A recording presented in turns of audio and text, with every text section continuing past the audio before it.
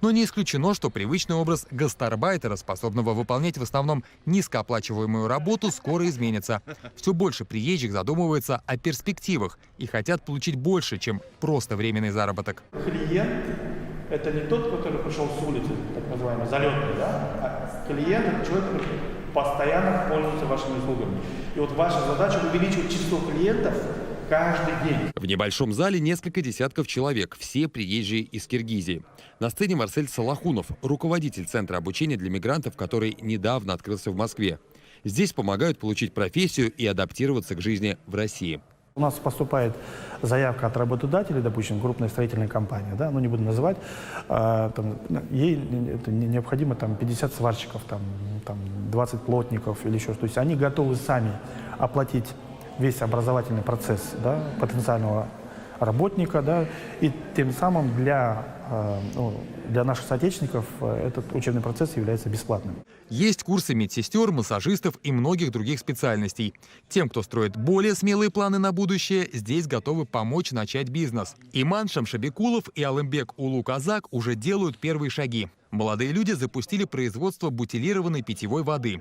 Оба приехали несколько лет назад и начинали, как и большинство мигрантов. Я приехал, сразу устроился на тот же завод, где я сейчас воду выпускаю. И с этого момента вообще не менял место работы. Работал там, сперва там оператором, потом поднялся до бригадира, потом уже стал, получаться, технологом именно воды.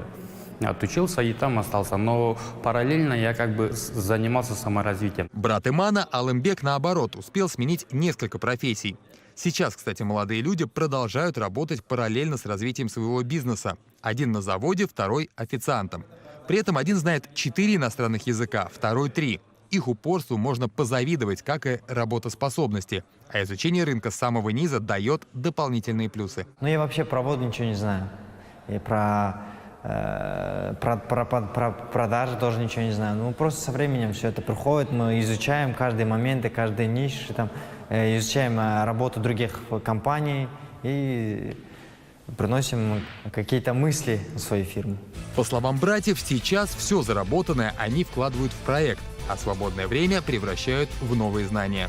Конечно, таких предприимчивых молодых людей среди мигрантов пока немного.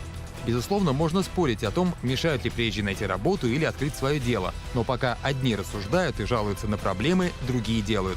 Доказывая, кто готов к работе, тот всегда ее найдет.